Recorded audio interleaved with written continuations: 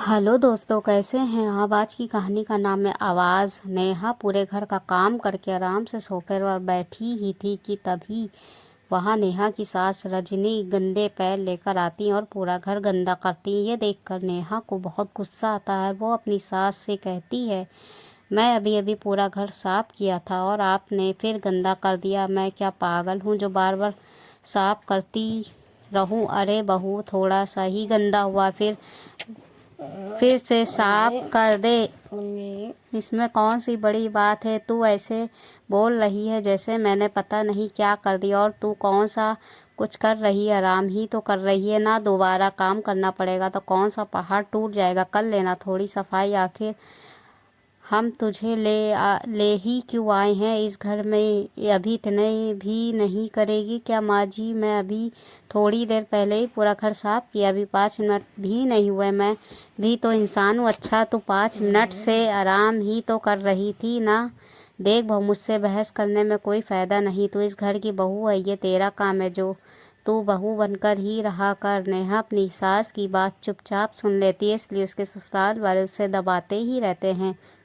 एक दिन नेहा अपने लिए एक नया सूट लेकर आती है। नया सूट देखकर नेहा की ननद फटाफट वहाँ पर आती है। ये तो बहुत अच्छा सूट है, ये मैं ले रही हूँ। नहीं शिल्पी, ये मैंने अपने लिए लिया है। मेरे पास एक भी ढंग का सूट नहीं है। वैसे भी मैं कुछ दिनों के लिए मैके भी जाने वाली थी तो इसलिए अपने लिए लेकर आई हूँ। अरे भाभी, मैके ही तो जा रही हो वहाँ पर, वैसे भी आपको कौन देखेगा। पर अब भाभी, आप मुझसे सवाल जवाब मत करो। मैं आपसे पूछ नहीं रही हूँ, आपको बता रही हूँ।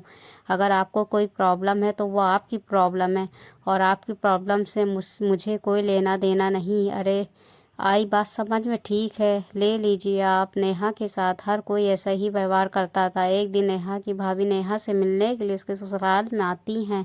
अरे भाभी, आप अचानक से यहाँ अपने आने से पहले बताया भी नहीं। बता देती आप। अरे कुछ नहीं, तुम हमसे मिलने आ रही थी। जब नहीं आई तो मैंने सोचा मैं ही तुमसे मिलकर आती हूँ। कैसी हो तुम। मैं ठीक हूँ भाभी, आप बताइए। मैं तो बिल्कुल ठीक हूँ, लेकिन मुझे तो तुम बिल्कुल भी ठीक नहीं लग रही। क्या हुआ, कुछ हुआ क्या। नहीं भाभी, कुछ भी तो नहीं हुआ, मैं ठीक हूँ। आप यहाँ बैठो, मैं अभी आपके लिए चाय नाश्ता लेकर आती हूँ। नेहा अपनी भाभी दिया के लिए चाय नाश्ता लेकर आती है और फिर वहीं उसके पास बैठ कर बातें करने लगती है। नेहा बहुत खुश थी अपनी भाभी दिया से बातें करते समय। तभी नेहा का देवर नेहा के पास आता है और अपनी शर्ट नेहा के मुंह पर फेंकते हुए कहता है, क्या है भाभी, आपसे एक काम भी ढंग से नहीं होता। आपको मेरी शर्ट को अलग धोना था। देखो इस पर कलर लग गया। देवर जी, इसमें मेरी क्या गलती। अगर मुझे पता होता कि इस पर कलर लग जाएगा तो मैं इसको अलग करके धो देती। रहने दो भाभी, ये आपका रोज का नाटक है। आप जाओ यहाँ से, मुझे गुस्सा मत दिलाओ। नेहा के देवर का व्यवहार नेहा के प्रति देख कर दिया को बिल्कुल भी अच्छा नहीं लगा।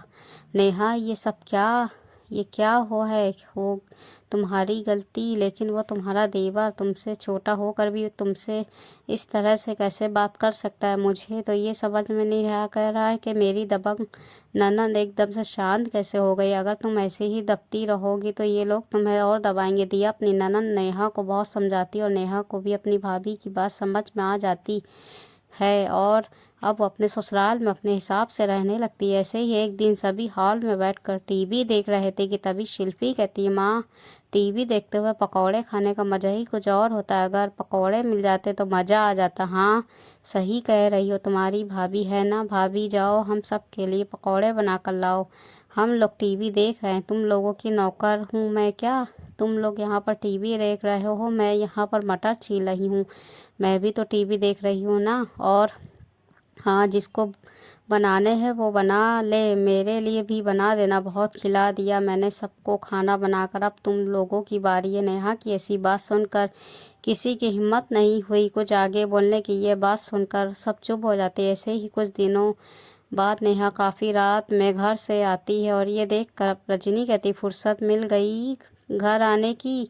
ये कोई समय है घर आने का। शरीफ घर की बहू ऐसा करती है क्या। माँ जी, शरीफ घर की बहू आत्मनिर्भर होती। मैं तो बस अपनी फ्रेंड के घर गई थी, वहाँ से आने में देर हो गई तो इसमें मेरी क्या गलती बहू, तेरी जुबान कुछ ज़्यादा ही तेज हो गई है। मैं कुछ बोल नहीं रही हूँ तो मेरे सब्र का इम्तिहान मत ले। माँ जी, मेरे सब्र का आप भी इम्तिहान मत लो। अच्छा, अब तू मेरी सास बनेगी? मेरी भी बात कान खोल के सुन ले, मैं तेरी नौकरानी नहीं सास हूँ। अब मेरी बात ध्यान से सुन, जा और खाना बना। मैंने भी अभी खाना नहीं बनाया है और वैसे भी मैं तेरा इंतज़ार कर रही थी। तू फिर एक दिन माँ जी की एक दिन माँ आप भूखे पेट ही सो जाइए।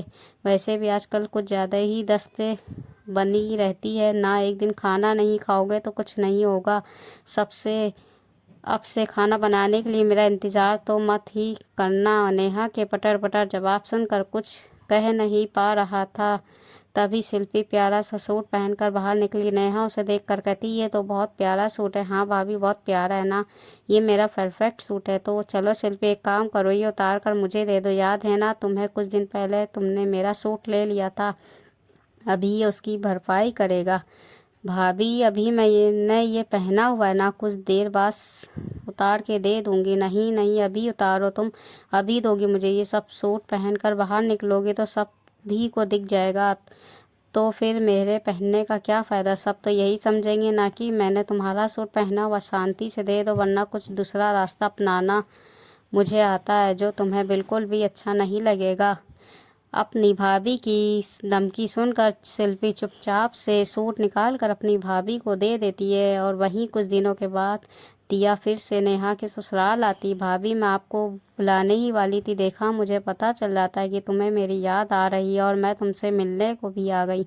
अच्छा बैठिए, तो मैं आपके लिए चाय मंगवाती हूँ। माँ जी, ज़रा चाय पकौड़े बना दीजिए। भाभी आई रजनी उनके चाय पकौड़े बनाकर लाती। घर में सभी नेहा से अच्छी तरह से बात करते, ये देखकर दिया को बहुत ही खुशी होती है और वो नेहा से कहती है, वह मेरी दबंग ननन, आखिर तुमने मेरी बात मान ही ली ना। हाँ भाभी, पहले से मैं जैसी थी किसी और को अच्छी नहीं लग रही थी और अब देखो सबको अच्छी लग रही हूँ मैं। हाँ, मुझे मेरी ननद पर बहुत गर्व है भाभी, ये सब कुछ आपकी वजह से हुआ है। आज आपके कारण इस घर में अब मेरी भी कदर है। अब ये लोग ना ही मेरे साथ कुछ गलत करते हैं, ना कुछ और ना। हाँ नेहा, इस बात का भी कभी गलत फ़ायदा मत उठाना और हमेशा इसी तरह से खुश रहना और परिवार को खुश रखना। ज़रूरत पड़ने पर ही दबंगगिरी दिखाना। पता चला कि तुमने अपने ससुराल में अपना इतना खौफ बना लिया कि अब ससुराल वाले तुमसे डर डर के रहने लगे। दिया को अपनी ननद पर नाज होता है और अब नेहा को भी समझ में आ जाता है कि इंसान जितना डरता है उसे उतना ही डराया जाता है। गलत जगह पर आवाज़ उठाना बहुत ज़रूरी है। दोस्तों, ये हिंदी कहानी आपको कैसी लगी? अच्छी लगी लाइक सब्सक्राइब शेयर ज़रूर कर दीजिए।